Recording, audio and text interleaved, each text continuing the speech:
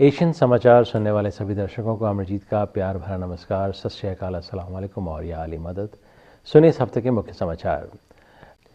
राष्ट्रपति प्रणब मुखर्जी, उपराष्ट्रपति हामिद अंसारी ने रक्षाबंधन पर देशवासियों को शुभकामना दी और कामना की कि राखी का त्यौहार समाज में भाईचारे और एकता की भावना को मजबूत बनाए। कश्मीर में जारी हिंसा पर लगाम कसने की कड़ी वकालत करते हुए कांग्रेस ने कहा कि प्रधानमंत्री नरेंद्र मोदी को बलूचिस्तान जैसी दूसरी चीज़ों पर बात करने से पहले सुनिश्चित करना चाहिए कि घाटी में स्थिति नियंत्रण में लाई जाए। सुप्रीम कोर्ट ने कहा है कि महाराष्ट्र में जन्माष्टमी के अवसर पर दही हांडी की प्रथा में 18 साल से कम उम्र के युवा हिस्सा नहीं ले सकते। इसके साथ ही शीर्ष अदालत ने यह भी कहा कि दही हांडी के लिए बनाए जाने वाले पिरामिड की ऊंचाई 20 फुट से ज़्यादा की नहीं होनी चाहिए। केंद्रीय मंत्री वीके सिंह की पत्नी ने ब्लैकमेलिंग करने का मामला सामने आया है। वीके सिंह की पत्नी भारती सिंह ने इस सिलसिले में मामला दर्ज करवाया है। प्रदीप चौहान नाम के एक शख्स ने उनसे 2 करोड़ रुपए की मांग की है। दिल्ली के मुख्यमंत्री अरविंद केजरीवाल मंगलवार को 48 वर्ष के हो गए और इस मौके पर उन्होंने प्रधानमंत्री नरेंद्र मोदी, कई अन्य नेताओं और हिंदी सिनेमा तथा खेल जगत की हस्तियों से शुभकामनाएं प्राप्त की। देश के 70वें स्वतंत्रता दिवस के अवसर पर भारतीय सेना और चीनी सेना ने जम्मू कश्मीर के लद्दाख सेक्टर में रस्मी सीमाकर्मी बैठक की। एक बच्ची ने एक फैंसी ड्रेस प्रतियोगिता में विदेश मंत्री सुषमा स्वराज जैसी जैकेट वाली ड्रेस पहनी। बच्ची के पिता राजेश शर्मा ने फोटो में सुषमा को भी टैग किया था।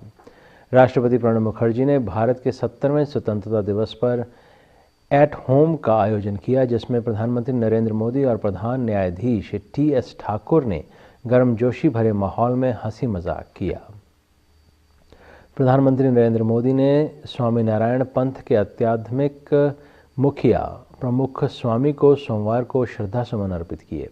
पीएम मोदी उनके अंतिम दर्शन करने पहुंचे। गुजरात के सारंगपुर और प्रमुख स्वामी को श्रद्धांजलि दी। स्वामी के पार्थिव शरीर का दर्शन करने के दौरान पीएम मोदी भावुक हो गए। प्रमुख स्वामी का पार्थिव शरीर सारंगपुर के एक मंदिर में रखा हुआ है।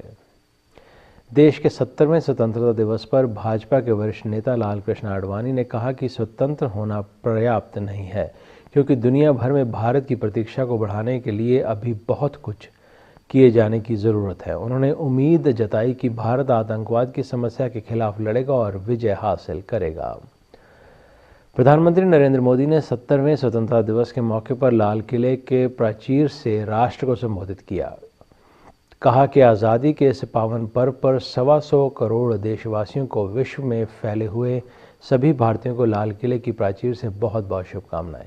आज़ादी का ये पर्व 70वां वर्ष का एक नया संकल्प, नई उमंग, नई ऊर्जा, राष्ट्र को नई ऊंचाइयों पर ले जाने का संकल्प पर्व है।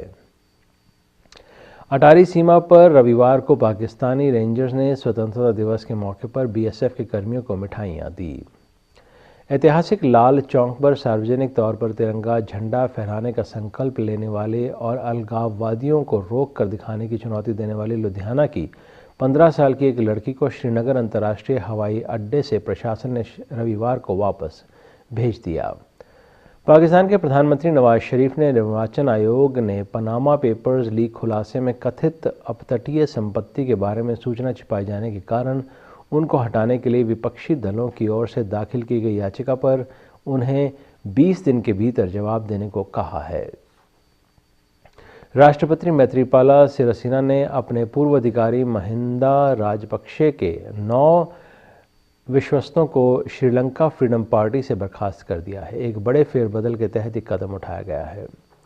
अमेरिका के राष्ट्रपति पद की डेमोक्रेटिक उम्मीदवार हिलरी क्लिंटन ने अपने प्रतिद्वंदी तथा रिपब्लिकन पार्टी के उम्मीदवार डोनाल्ड ट्रंप की ओर से राष्ट्रीय सुरक्षा के बारे में की जाने वाली बातों को हैरान करने वाली बताते हुए आश्वासन दिया कि वह एक ऐसी राष्ट्रीय सुरक्षा एवं विदेशी नीति लाएंगे जिस पर अमेरिका गर्व कर सकेगा। अमेरिकी उपराष्ट्रपति जो बाइडेन ने राष्ट्रपति पद के रिपब्लिकन उम्मीदवार डोनाल्ड ट्रंप की आलोचना करते हुए कहा कि वे मुस्लिम विरोधी रुख अपनाकर इस्लामिक स्टेट के इशारों पर चल रहे हैं तथा उनके विचार बहुत ही ज़्यादा खतरनाक हैं। अमेरिका के सबसे व्यस्त हवाई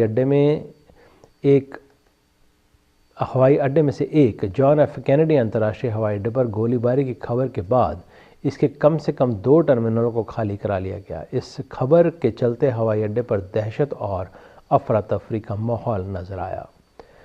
अमेरिका ने 70वें स्वतंत्रता दिवस पर भारत को बधाई देने के साथ ही इस बात को लेकर प्रतिबद्धता दोहराई कि हमारे महान लोकतंत्रों के भीतर सभी के लिए न्याय और स्वतंत्रता सुनिश्चित करने की दिशा में काम करेंगे। विदेश मंत्री जॉन केरी ने कहा कि राष्ट्रपति ओबामा और अमेरिकन लोगों की ओर से भारत गणराज्य के लोगों को 15 अगस्त स्वतंत्रता दिवस पर हमारी शुभकामनाएं प्रेषित करता हूं। स्विट्जरलैंड में 2 ट्रेनें आपस में टकरा गई। ये टक्कर इतना तेज थी कि ट्रेन का इंजन दूसरे ट्रेन में घुस गया। इस एक्सीडेंट में 50 से अधिक लोग घायल हो गए। ये दुर्घटना जर्मनी की सीमा के पास हुई। महान तैराक माइकल फेल्प्स ने कहा कि 6 ओलंपिक पदक जीतकर अपने करियर का अंत करने से बेहतर कोई दूसरा तरीका नहीं हो सकता। फेल्प्स ने रियो ओलंपिक में 5 स्वर्ण और 1 रजत के साथ अपने करियर का अंत किया। फेल्प्स ओलंपिक में 23 स्वर्ण, 3 रजत और 2 कांस्य सहित कुल 28 पदक जीत चुके हैं। रियो ओलंपिक 2016 के गुडविल एम्बेसडर सलमान रियो गए सभी एथलेटिक्स को 1 लाख रुपए का चेक देंगे। रियो ओलंपिक में मामूली अंतर के कांस्य पदक से चूकने वाली जिमनास्ट दीपा करमाकर को राजीव गांधी खेल रत्न पुरस्कार दिया जा सकता है। स्पोर्ट्स अथॉरिटी ऑफ इंडिया ने जिमनास्ट दीपा करमाकर और शूटर जीतू राय को खेल रत्न पुरस्कार देने की सिफारिश की है। ओलंपिक के 12वें दिन 23 साल की रेसलर साक्षी मलिक ने कमाल का मैच खेला।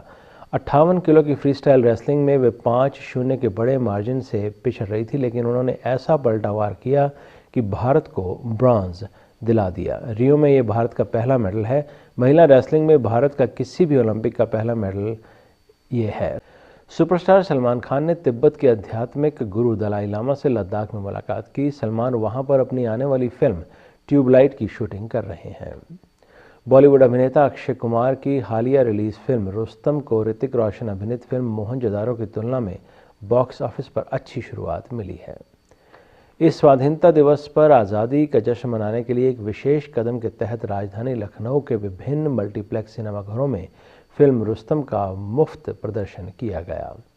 भारत की महिला पहलवान साक्षी मलिक ने कांस्य पदक जीतकर रियो ओलंपिक में 12वें दिन भारत की झोली में पहला पदक डाला। कांस्य पदक जीतने पर हरियाणा सरकार ने साक्षी मलिक को 2.5 करोड़ रुपए और सरकारी नौकरी देने का ऐलान किया है। इसी के साथ आज के एशियन समाचार यहीं समाप्त होते हैं। अगले हफ्ते आज के दिन इसी समय सुनना न भूलिए एशियन समाचार। तब तक के लिए अमरजीत को आज्ञा दीजिए। नमस्कार, सत श्री अकाल, अस्सलाम वालेकुम और या अली मदद।